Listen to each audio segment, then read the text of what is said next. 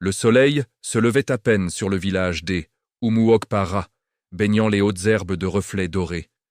La rosée brillait comme des perles sur les feuilles d'éléphant, et l'air portait encore la fraîcheur de la nuit. Sur le sentier étroit qui menait au ruisseau, une jeune fille de 18 ans marchait en chantonnant, une cruche d'argile vide posée en équilibre sur sa tête. Elle s'appelait Adaku. Tout le monde au village connaissait son sourire éclatant et sa voix claire qui faisait danser les oiseaux. Ce matin-là, pourtant, quelque chose n'allait pas. L'air était trop lourd, trop froid malgré le soleil qui montait. Les grillons s'étaient tus, les oiseaux aussi. Adaku ralentit, fronça les sourcils. Puis elle entendit un sanglot faible, déchirant, qui semblait venir des buissons au bord de l'eau.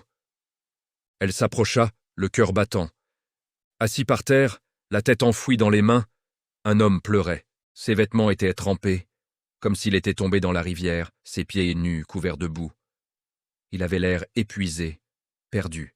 « Monsieur, vous allez bien ?» demanda Adaku d'une voix douce. L'homme releva lentement la tête.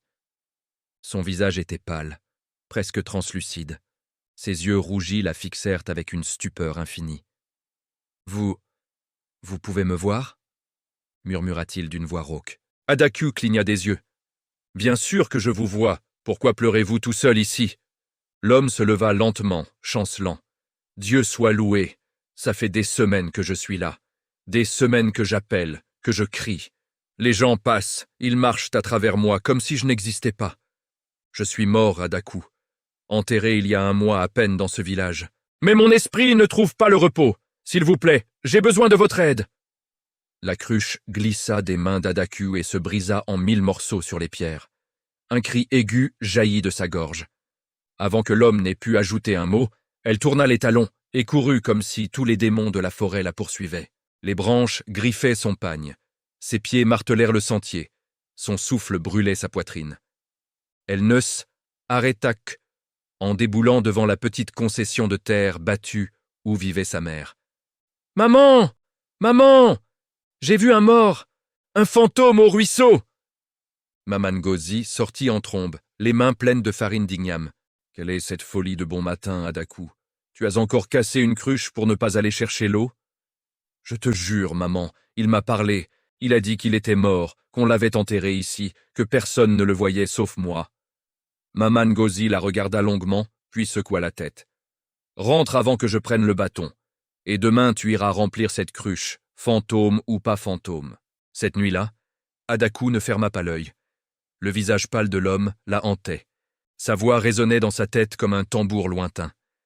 Le lendemain, puis le surlendemain, elle retourna au ruisseau avec son amie Chiamanda. Rien. Pas d'homme, pas de pleurs, juste le chant joyeux de l'eau. Adaku commença à douter d'elle-même. Peut-être avait-elle rêvé. Mais le 4e matin, Chiamanda étant au marché, Adaku y alla seule. La forêt était trop silencieuse. Pas un oiseau. Elle s'agenouilla pour remplir sa cruche, et le sanglot revint.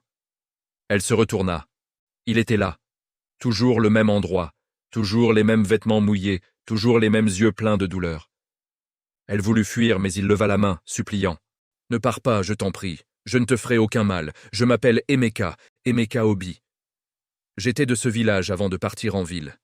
Je suis revenu il y a quelques mois, et on m'a tué. Mon propre oncle, le chef Ezéora. Il m'a empoisonné pour garder l'héritage de mon père. Personne ne sait. Tout le monde pense que je suis mort dans mon sommeil. Mais je ne peux pas reposer tant que la vérité reste cachée. » Adaku tremblait de tous ses membres. « Pourquoi moi? Pourquoi je suis la seule à vous voir? Je ne sais pas. Mais les ancêtres t'ont choisi. Tu es mon seul espoir. » Il raconta tout. L'enfance heureuse, la mort brutale de ses parents, l'oncle qui avait promis de veiller sur lui et sa petite sœur Adaora, les études à l'étranger payées avec l'argent de l'héritage, le retour, les faux papiers signés chez l'avocat. Puis cette nuit-là, l'odeur chimique dans la chambre sans fenêtre, la porte verrouillée de l'extérieur, la suffocation lente, la solitude absolue dans la mort. Adaku pleurait sans s'en rendre compte. « Je suis tellement désolée, » murmura-t-elle. « Aide-moi, Adaku, va trouver ma sœur Adaora. Elle vit à Enugu, à Independence Layout, maison bleue avec un manguier devant. Dis-lui que j'ai dit « Le vent a emporté la musique avant la pluie ».